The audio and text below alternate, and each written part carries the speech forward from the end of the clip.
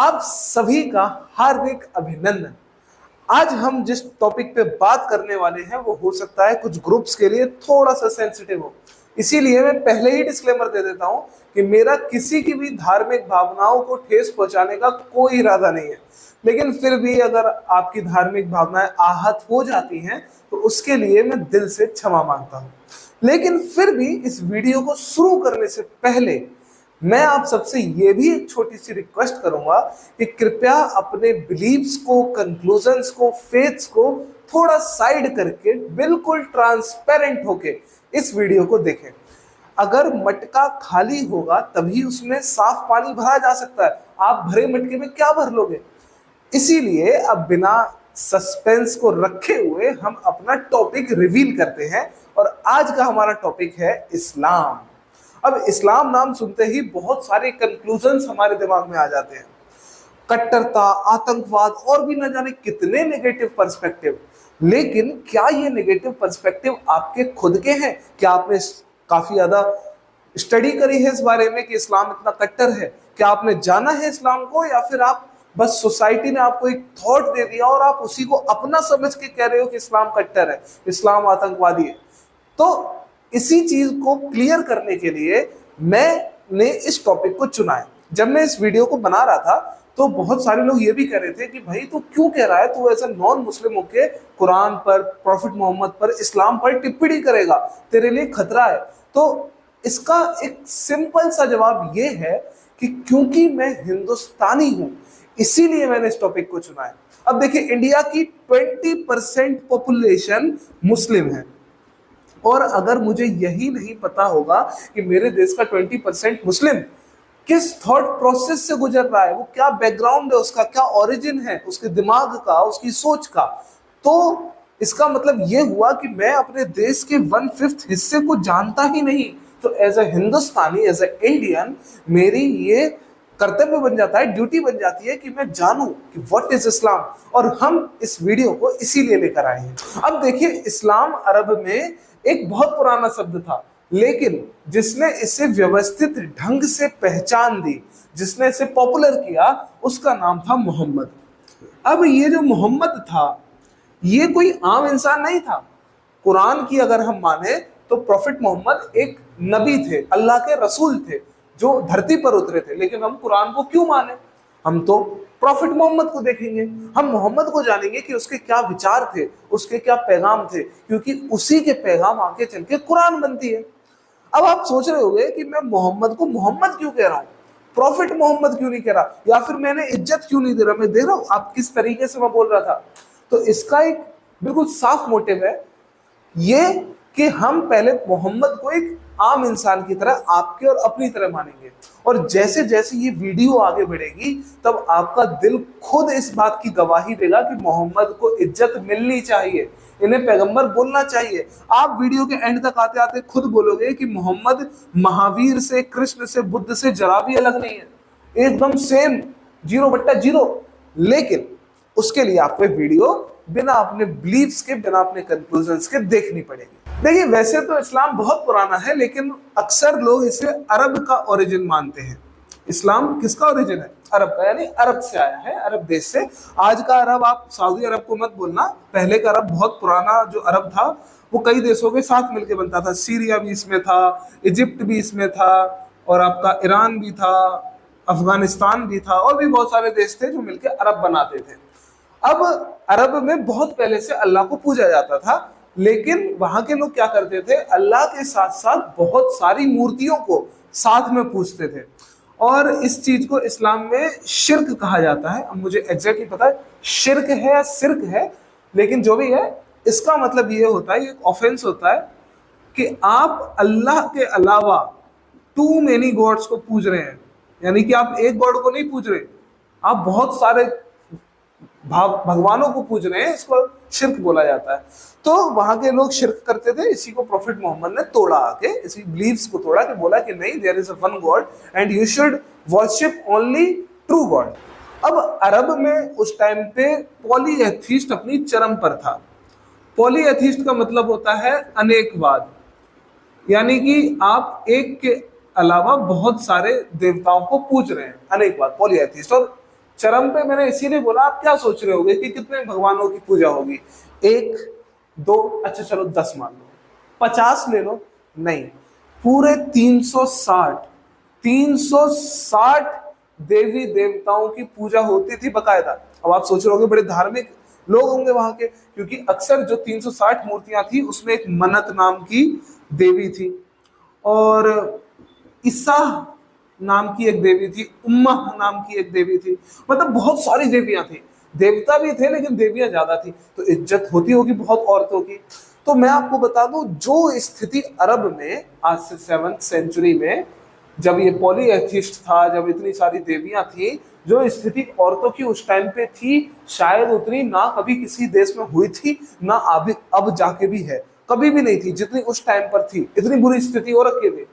इसी चीज को लेकर इस्लाम आगे बढ़ा, और इस्लाम ने पहली बार अरब के अंदर औरतों को बहुत ज्यादा हक दिया। पहली बार ऐसा हुआ था अरब में, और ये इसका किरदार किसको जाता है? मोहम्मद को। अब आप बोलोगे कि भाई एक बात बताओ, ये मोहम्मद पहले नबी थे क्या? तो हम कुरान की अगर माने तो प्रॉफिट मोहम्मद को मिला के टोटल 25 नबी धरती पर उतरे थे। इसमें बहुत फेमस फेमस मैं आपको बताता हूँ। एक ईसा करके थे, जो क्रिश्चियनों में यीशु मसीह बोला जाता है। हजरत मूसा थे, अदम थे, ये बहुत सारे नबी पहले से ही उतर चुके थे। प्रॉफिट मोहम्मद तो जबकि आखिरी नबी थे। अगर हम अदम को देखें तो अदम पहले नबी थे, और ना सिर्फ पहले नबी थे बल्कि इस धरती पर उतरने वाले पहले इंसान थे।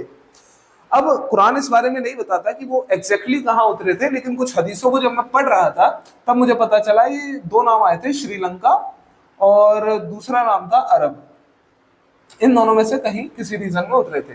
अगर हम साइंस की माने तो साइंस की एक बहुत पॉपुलर किताब है जिसका नाम है sapiens, a brief history of human kind. इस किताब में ये एग्जैक्ट लिखा हुआ है, पिन पॉइंट में बताता हूं, कि आज से 2 लाख साल पहले होमोसेपियंस यानी कि हम धरती पर उतरे थे, और जो जगह थी जो इस किताब में मेंशन है वो है अफ्रीका। अफ्रीका में हम उतरे थे, और अफ्रीका से फिर अलग अलग जगह पे माइग्रेट करें। तो अगर हम एदम को देखें तो हो सकता है वो अफ्रीका के किसी कंटेंट में उतरे हो, कंटिनेंट पे, और उसके सॉरी अफ्रीका तो खुद एक कंटिनेंट है, अफ्रीका के किसी रीजन में उतरे हो और अफ्रीका से फिर माइग्रेट कर गए हो अरब में। तो ये तो बात हो गई साइंस की, कि हमने साइंस की नजर से देखा कि एडम कहाँ उतरे थे। लेकिन हमारा जो मुख्य सवाल है, जो एक लाजमी सवाल उठता है, अगर प्रॉफिट मोहम्मद आखिरी नबी थे और उनसे पहले इतने सारे नबी आ चुके थे, 24 नबी उतर चुके थे, तो क्या किसी भी नबी में इतनी हिम्मत नहीं हुई? इस्लाम को चरम पर कौन लेकर गया? कौन उसके पीक पॉइंट पे लेके गया? किसने हमें कुरान दी? तो वो प्रॉफिट मोहम्मद। क्या किसी और में इतनी हिम्मत नहीं थी कि वो इस्लाम को अच्छी तरह से डेवलप कर सके? तो इसका जवाब जानने के लिए हमें समझना पड़ेगा अरब के इतिहास को, जहां पे इंसानियत की लौ पूरी तरह बुझ चुकी थी, और उस अंधेरे के अंदर एक चमचमाता दीपक लेके निकले प्रॉफिट मोहम्मद। तो चलिए अब जानते हैं अरब के इतिहास को। अरब के इतिहास को जानने के लिए हमने उसे 4 भागों में बांट दिया है, और किसी भी देश के इतिहास को अगर जानना हो कि वहां के लोग कैसे थे, तो हमें यही चीजें देखनी चाहिए। इन 4 चीजों में पता चल जाता है कि वो देश कैसा था। तो पहला है सोशल स्ट्रक्चर, किस तरीके से वहां पे सोशली काम होते थे। पेट्रियार्की, देखिए हर देश में ना मेल डोमिनेंस हमेशा से रहा है, बस रेशियो में रहा है, किसी में ज्यादा है किसी में कम है। तो पेट्रियार्की देखेंगे कि मेल डोमिनेंस कितना ज्यादा था। इकोनॉमी देखेंगे, क्या हालत है, क्या आर्थिक स्थिति थी वहां के, पैसे वाला था या फिर कंगाल देश था। रिलीजियन और मोरल सिस्टम क्या था, मोरली कैसा था वो, रिलीजन उसका क्या फॉलो होता था, ये सारी चीजें हम देखेंगे। सोशल स्ट्रक्चर की बात करें अगर अरब की, तो यहाँ पे चलता था पक्का वाला कबीला सिस्टम, कबीला या फिर हम ट्राइबल भी बोल सकते हैं। अलग अलग कबीले बने हुए थे, बहुत सारे कबीले बने थे, और उन बहुत सारे कबीलों के अपने चीफ होते थे, अपने हेड होते थे, और उन सारे कबीलों के अपने अपने रूल्स होते थे, अपने अपने लॉज होते थे। अगर एक कबीले की दूसरे कबीले से कोई दुश्मनी हो गई तो खत्म कहानी, मार धाड़ होती थी। कोई भी ऐसा नहीं था कि जज बैठा हुआ है पास में कि तुम क्यों लड़ रहे हो, नहीं नहीं नहीं नहीं, मार दिया, खून का बदला खून। ये हाल था कबीला का। अगर आपकी किस्मत बहुत अच्छी है, अगर आप बहुत अच्छे कबीले में, फेमस कबीले में पैदा हो गए, फिर तो ठीक है। लेकिन बाई चांस अगर आप ऐसे कबीले में पैदा हो जाते हैं जो फेमस नहीं है, तो आपका जो हाल होने वाला है वो आप भूल जाइए। सोचिए मत कि आपके साथ क्या होने वाला है। ऐसा था कबीला सिस्टम। कुछ फेमस कबीले के नाम मैं बताऊं तो एक कुरैश था, सबसे ज्यादा फेमस, सबसे ज्यादा स्ट्रॉन्ग, बहुत स्ट्रॉन्ग कबीला था। और इसी कबीले से आते हैं प्रॉफिट मोहम्मद। एक उम्मा करके था, बानू उम्मा, बानू उम्मा कबीला था। और भी ऐसे बहुत सारे कबीले थे जो बहुत ज्यादा फेमस थे। पेट्रियार्की की बात करें तो मेल डोमिनेंस पीक पर था, जिसकी हद, अगर आप एक हद देखो तो वो हद भी पार हो चुकी है। इतना ज्यादा इसमें मेल डोमिनेंस भरा पड़ा था, इतना ज्यादा मेल का डोमिनेंस होता था कि लड़की होना ही पाप हो गया था। अगर किसी घर में लड़की पैदा हो गई तो उसे दफना देते थे, और एकदम कॉमन बात, एकदम एक्सेप्टेबल बात। जैसे ये कि बाप बोल रहा है कि अरे बेटी हुई थी, क्या हुआ? माँ बोले अरे उसको तो दफनाया है। इतना कॉमन, अच्छा ठीक है चल, हाँ, लो कोई बात ही नहीं। औरत होना पाप था। और ये पूजा करते थे बहुत सारी देवियों की, ये भी सोचिएगा आप। तो मेल डोमिनेंस तगड़ा था। इकोनॉमी की बात करें तो मक्का यहाँ पे बहुत एक इकोनॉमिकली ट्रेड हब बना हुआ था, जहां पे बहुत जगह से लोग आते थे ट्रेड करने के लिए। यमन से भी लोग आते थे, इजिप्ट से आते थे, और यहाँ तक कि सोने की चिड़िया कहलाने वाला देश इंडिया, उससे भी लोग आते थे यहाँ पे ट्रेड करने के लिए। तो सोचिए इकोनॉमिकली वो बहुत ज्यादा पावरफुल था मक्का। मदीना ने भी अच्छी खासी कमाई का जरिया बना रखा था, यहाँ पे बिजनेस हब बन चुका था, और कुरैश इसको कंट्रोल करते थे। मदीना में जो भी कंट्रोल था वो पूरा कुरैशियों का था। उन्होंने भी बहुत अच्छा इसको बिजनेस हब बना दिया था। रिलीजियस और मोरल की बात करें, खत्म। इसे जाहिलियत का दौर कहा जाता है। जब मैं पढ़ रहा था कुरान को, तब मुझे पता चला कि प्रॉफिट मोहम्मद से पहले के दौर को जाहिलियत का दौर कहा जाता है। जाहिली यानी कि बिल्कुल अनपढ़ों का दौर, गवारों का दौर। इतने ज्यादा, एक तो 360 मूर्तियों की पूजा करते थे, ये भी देखिए 360 मूर्तियां। और फिर भी अगर हम मोरल की बात करें तो ना के बराबर, कोई मोरल नहीं। अगर आपने सुना हो तो मैं आपको बताऊं कि अगर किसी भी देश को पहचानना हो तो आपको ये देखना चाहिए कि वो देश के लोग जानवरों के साथ कैसा व्यवहार करते हैं। उससे उस देश के लोगों की मेंटली कंडीशन का पता चलता है। ऐसे ही अगर इनकी बात करी जाए तो इन्होंने तो जानवर तो छोड़े, अपनी बेटियों के साथ क्या हाल किया है। अच्छा, जब मैं पढ़ रहा था कि आखिर क्यों अरब को पुराने टाइम पे, प्रॉफिट मोहम्मद से आने से पहले के टाइम पे जाहिलियत का दौर कहा जाता था। इतना भी जाहिल नहीं होगा यार ये, जितना बताया जाता है, क्योंकि इतना अच्छा इनका इकोनॉमिक मक्का ट्रेड हब बना हुआ था। तो इतने जाहिल लोग इतना अच्छा ट्रेड कैसे कर सकते हैं? तो जब मैंने रिसर्च करना शुरू किया, स्टडी करी, तो मुझे एक किताब मिली, सिरत इब्न हाशिम। ये इब्न हाशिम ही इसके राइटर है, और ये ऑथेंटिक किताब है। मैं चाहता हूँ आपके पास ऑथेंटिक किताबों से जानकारी पहुंचे, आपको चीजें सही मिले। तो इस किताब में एक कहानी का जिक्र मिलता है। इस कहानी में जो मेन कैरेक्टर है, जो रियल कहानी है, मैं ऐसे ही आपको मेन कैरेक्टर कह रहा हूँ, लेकिन ये रियल कहानी है सुमाया की। सुमाया एक दासी है, एक स्लेव है, और मदीना में कुरैश खानदान में काम करती है। इनके पति है यासिर। यासिर भी गुलाम है, और ये भी मदीना में ही कुरैश के कबीले में काम करते हैं। तो अब क्या होता है, इनका बेटा होता है अमर। अमर बताता है कि ऐसे ऐसे एक प्रॉफिट मोहम्मद करके आदमी है, और वो पैगाम बांट रहा है इंसानियत का, पीस का, शांति का, प्लीज आप उसे एक बार सुन लो अम्मी।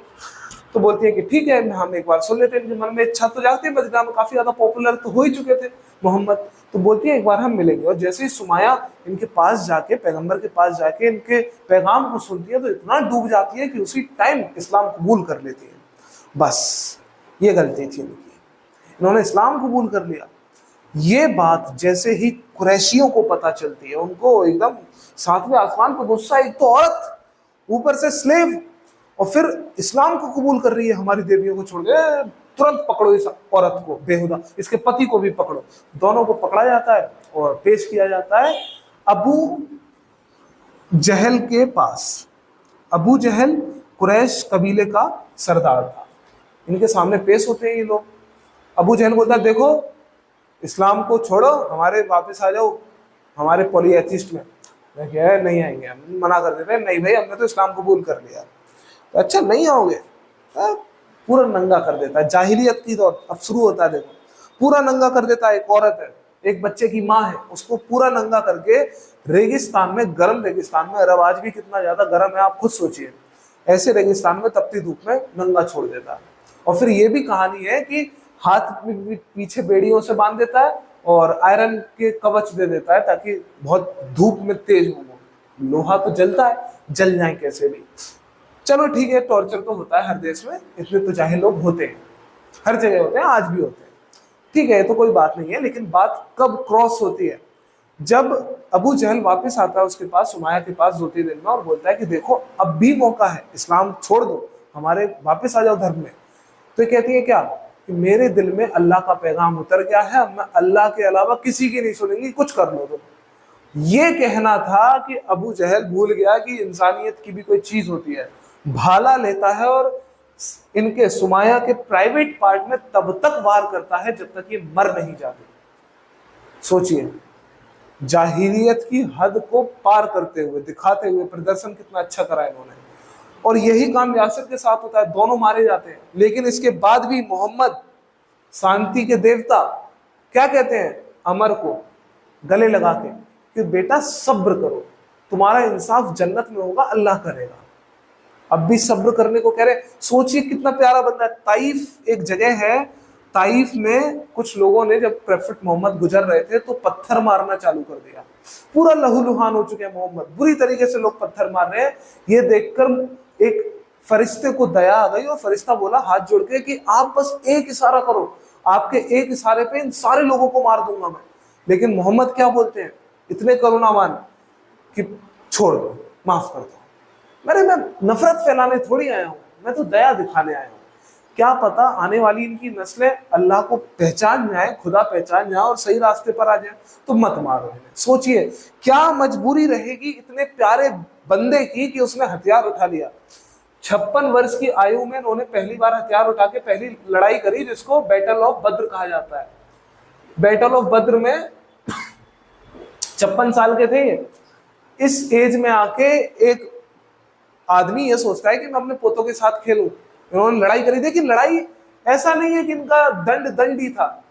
अगर आप महाभारत को देखें तो कृष्ण भगवान भी देखिए, गीता को बोला गया है कि गीता तो एक भाई हिंसा की किताब है। अर्जुन कह रहा है नहीं लड़ूंगा, लड़ने में क्या रखा है, और कृष्ण क्या कह रहे हैं, लड़ लड़ लड़, हौसला दे रहे हैं लड़ने को। लेकिन उनका लड़ना इसीलिए वाजिब था, इसीलिए सही था क्योंकि अधर्म अपनी चोटी पर पहुंच गया था। अब लड़ना ही पड़ेगा, मारने के अलावा कोई चांस ही नहीं बचा। इसीलिए कौरव सेना का अंत किया गया कृष्ण भगवान द्वारा। मतलब उन्होंने बताया कि तू अंत कर। सेम यही स्थिति इनके साथ भी थी। इतना जाहिलियत का दौर आगे बढ़ चुका था कि अब दंड ही दया थी, अब मारना ही करुणा थी। इसीलिए उन्होंने मारा। 56 वर्ष की आयु बैटल ऑफ बद्र में पहली बार उन्होंने लड़ा। तो आपको मैं वही कह रहा हूं, अपने कंक्लूजन्स को थोड़ा साइड रखना पड़ेगा और उसके बाद ध्यान से देखना पड़ेगा, तब आपको समझ में आएगा कितना प्यारा आदमी था एक प्रॉफिट मोहम्मद, बहुत प्यारा आदमी था। और अंत में मैं अपना भी प्यारा पैगाम देता हूं, आपके हाथ में है कि आपको मक्खी बनना है या मधुमक्खी। मक्खी बनेंगे तो जख्म पर बैठेंगे, चोट पर बैठेंगे, गलत पर बैठेंगे, और मधुमक्खी बनेंगे तो फूलों से प्यारे प्यारे रसों को चुन के पूरी दुनिया को शहद नाम की चीज देंगे, अपनी मिठास फैला देंगे। परिणाम।